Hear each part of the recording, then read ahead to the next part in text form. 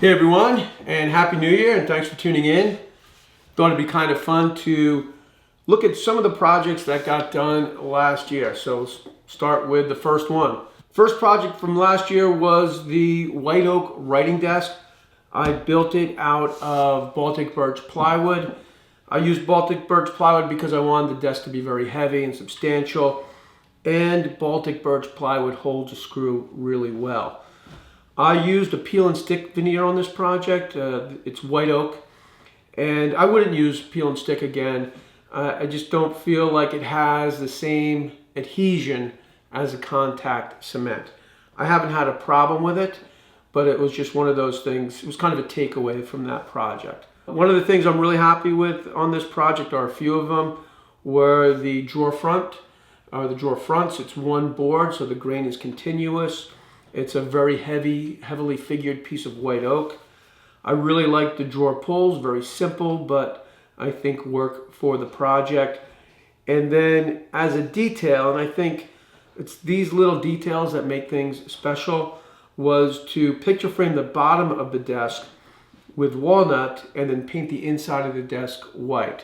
So the painted white, it's just a nicer transition between or from the hairpinned legs to the desk, and by using that piece of 1/4 inch walnut to picture frame the bottom of the desk, you don't see the bracket or the side of the bracket of the hairpin legs. In my view, it's those little details that make a piece from an okay piece to a very good piece. So it's all about the details. I always think that way. Let's move on to the second thing. Oh, that was the Jimi Hendrix painting. This painting, I originally started making this painting with the idea that it would go in my kids' music studio. But then when I finished it, my wife liked it so much, we ended up putting it in the living room, and that's where it is today.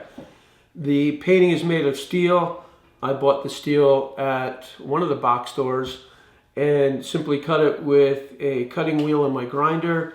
And then I adhered it to a braced panel using contact cement, and I made a stencil to make the painting, and then to get the steel to rust quickly, I used a mixture of vinegar and water, I think a half and half solution. And then once the steel rusted to the point of where I was happy with it, I sprayed it with lacquer, and that locks in the rust. And this is something I've been doing now for probably 20 or 25 years, and I've never had a problem. I think because the paintings are inside, there's not a huge difference in the humidity. They're obviously not getting rained on, and the paintings are very stable. So not only does the glue hold up over time, but the lacquer locks in the rust and seems to work. You know, I haven't had a problem. Another furniture build from this year, from 2019, was the white bookcase with the white oak legs. So it's painted white with white oak legs and a white oak top and a small piece of white oak bead molding at the bottom. Really fun project to make. One of the things that was a little bit different for this project was making my own beadboard for the back.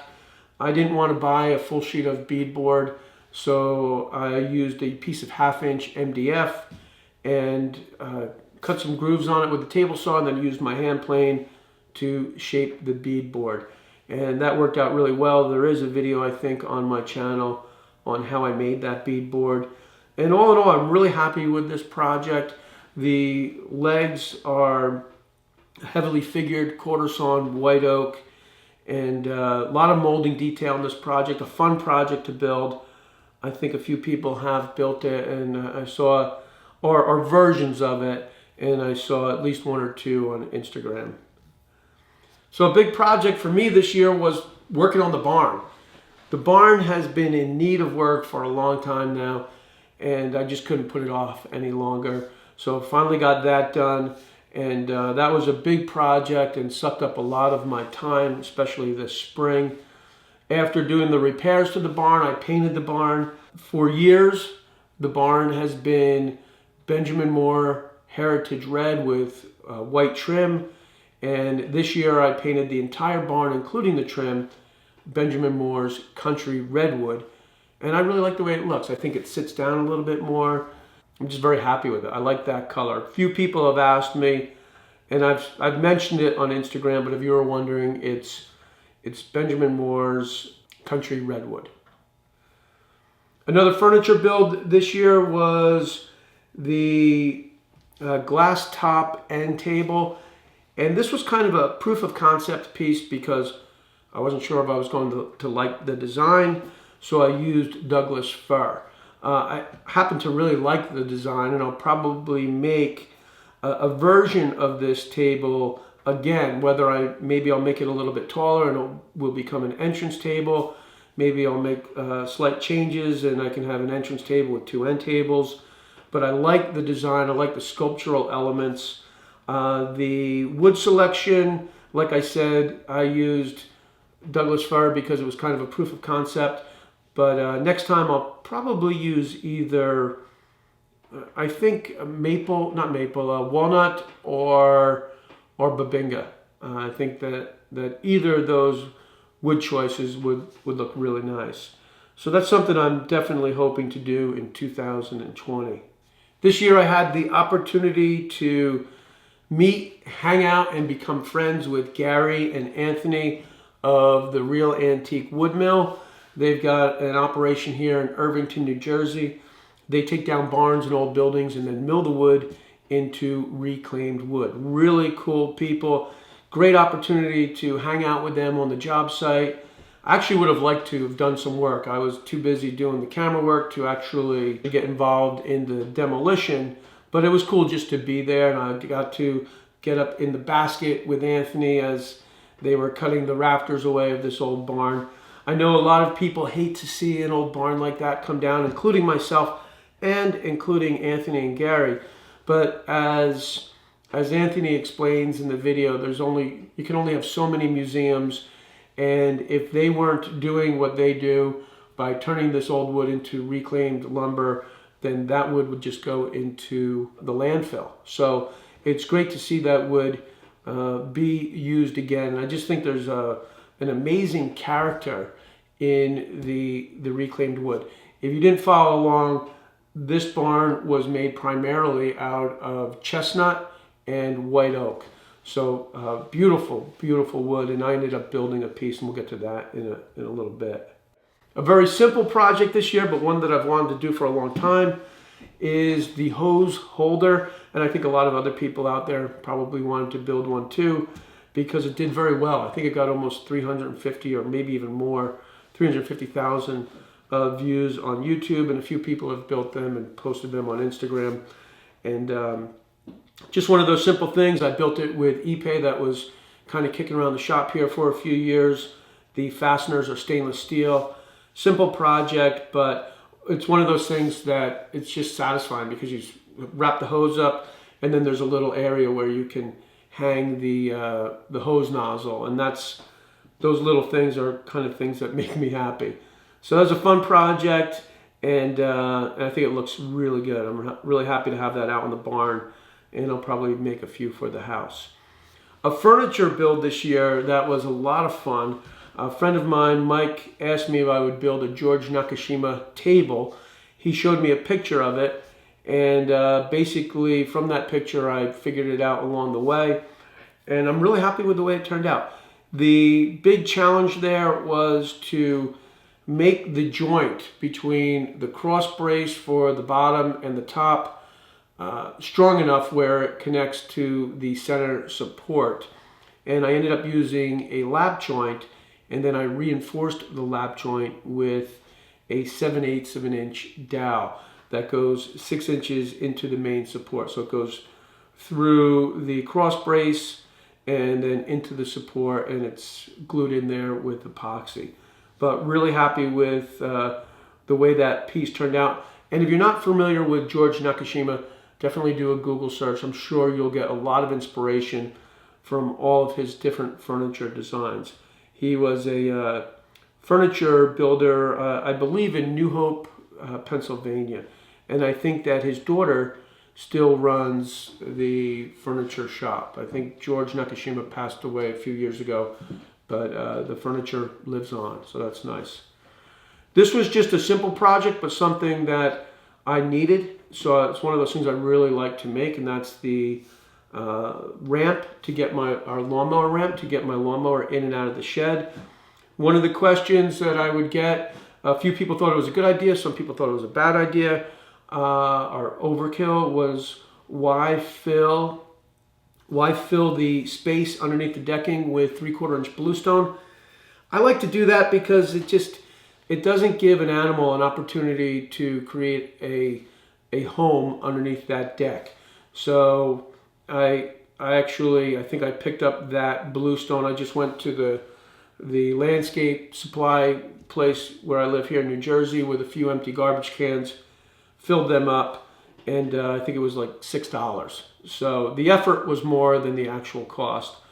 But not only does it give the deck more support for the weight of the lawnmower, but it prevents any animal from making that space underneath the deck into their home. This is the Chestnut entrance table or sofa table. This is made from the wood from the barn in Mendham. So I got this from my friends over at Real Antique Wood Mill. And this was a bit of a design challenge. The idea here was to make a table, but make the table a little bit differently. So generally when you make a table base and you put a top on it. The idea here was to make the top part of the actual structure. So have the top be connected to, let's call it the table apron. So there's a few things that you need to think about when you're doing that, one being expansion and contraction. And I'm really happy with the way this turned out, and I'm also really happy with the ideas it gave me for future builds. So I'm probably going to take aspects of this design, change it up a little bit, and do some things that are a little bit similar but different in 2020. So that's something that you don't see that often. Like I said, I've never seen a table where the top is connected to the apron, and I think that opens up possibilities not only for tables but also for side tables, benches. So I'm looking forward to exploring this design a little bit more in the new coming year. So definitely happy with that. Again, this is an original design, something I kind of designed along the way, made changes along the way, and ultimately I'm really happy with the way it turned out. And then my last projects of the year were the wooden spoons. They were a lot of fun to make. I made them primarily because a wooden spoon is a great holiday gift.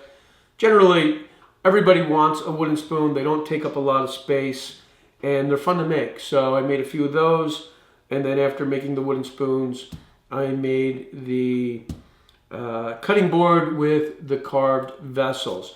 And really, I just wanted to get a good feel for using the Arbortech ball gouge, because this year I'm planning to make a lot more furniture builds, and I'd like to include some power carving in those designs. I was really happy with the way the glass top end table came out, and so that idea of combining sculpture and furniture to make functional art is definitely appealing to me. This year the plan is to definitely keep the channel much more woodworking centric.